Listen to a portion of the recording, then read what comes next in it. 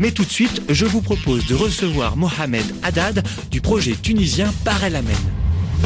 Do I know you? Do you know me? Did you really size me up? It's a misunderstanding. It's a misunderstanding. L'atelier des médias à l'écoute de la société numérique et de l'innovation. Julien Lebotte.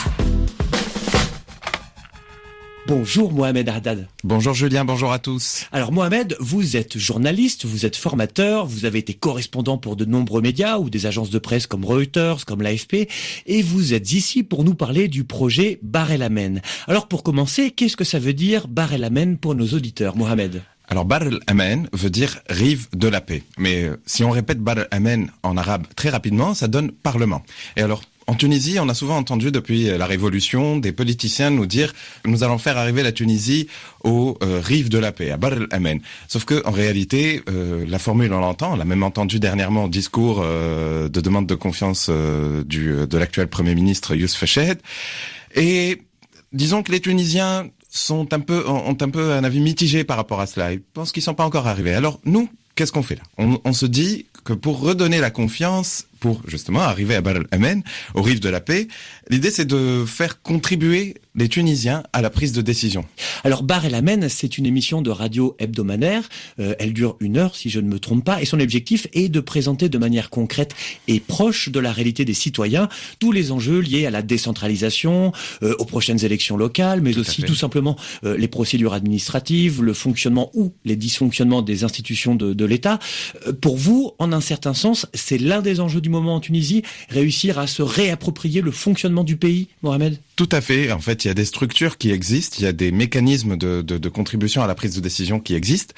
Certains même existent depuis 1975, notamment au niveau des municipalités, sauf que très très peu de personnes en entendaient parler ou les utilisaient. Alors, pour nous, l'idée, c'était de mettre la lumière sur les mécanismes où le citoyen peut influencer et réorienter les décisions qui sont prises en son nom. Donc, par exemple, donc je vous citais l'exemple de 1975. Pour faire très vite. Alors, c'est un peu à la mode en ce moment, la démocratie participative, n'est-ce pas ? Ouais. Par exemple, la mairie de Paris a commencé en 2014. Avec son budget participatif. Tout à fait. Alors, en Tunisie, depuis 1975, avec la loi organique des municipalités, il y a ce qu'on appelle une session préliminaire au conseil municipal. C'est-à-dire c'est une session qui est totalement dédiée à écouter les propositions, les critiques, les idées des citoyens. Et c'est organisé 4 fois par an. Sauf que aujourd'hui, on entend peu parler de ce genre d'organisation. Et même, elle annonce session préliminaire. Moi, si je vous dis, allez, ça vous dirait de venir à la session préliminaire, vous dites quoi ? De quoi vous parlez ?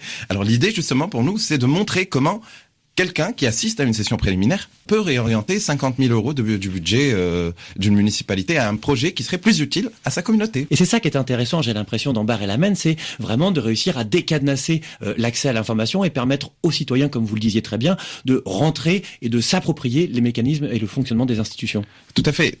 En fait, le premier pouvoir ne peut exister que si on sait. Et il y a l'un des premiers décrets révolutionnaires en Tunisie après la Révolution, c'est le décret-loi du droit d'accès aux documents administratifs qui va être bientôt remplacé en mars par la loi organique du droit d'accès à l'information.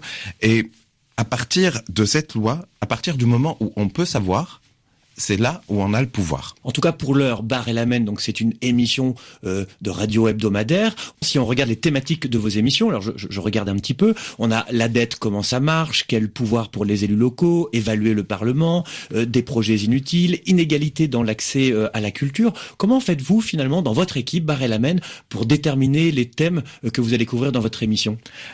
Comment on choisit ? On évite le buzz et on évite l'actualité chaude.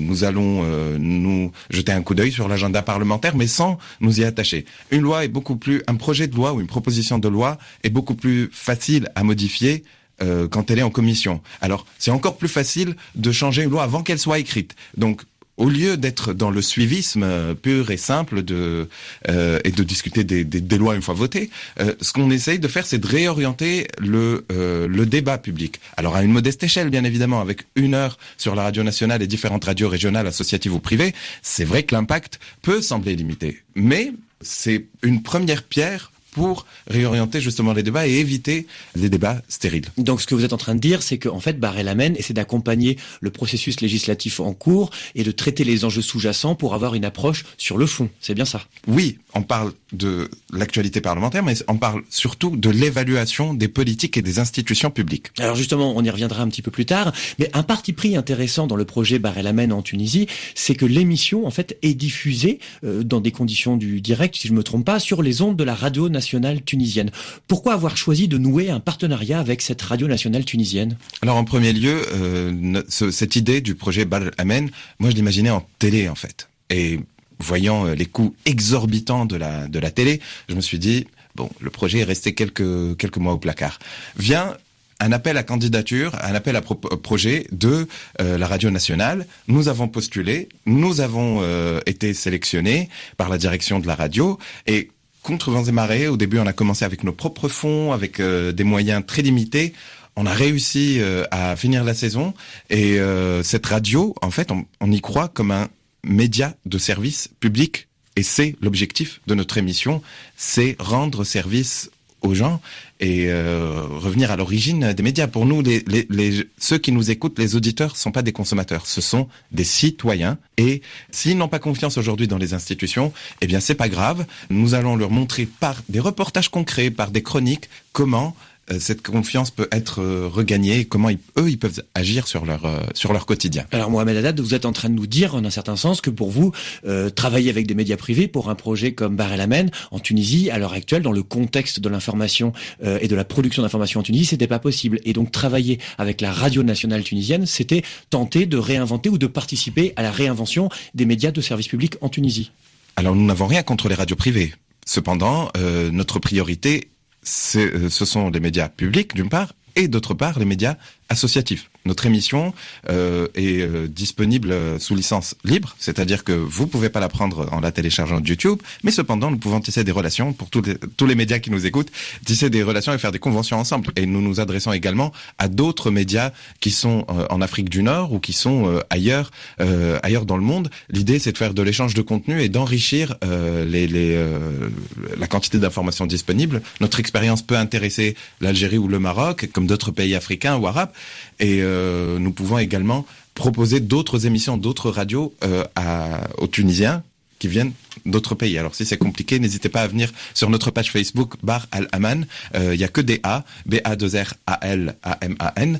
Et comme ça, vous pourrez entrer en contact avec nous, tisser des conventions et rediffuser l'émission. Mohamed Haddad, je rappelle que vous êtes journaliste, mais aussi porteur du projet radio Bar El Amen, que nos auditeurs peuvent d'ores et déjà retrouver sur votre page Facebook Bar El Amen, et sur la chaîne YouTube du même nom. Je vous remercie. C'est moi qui vous remercie. Merci à toute l'équipe de RFI.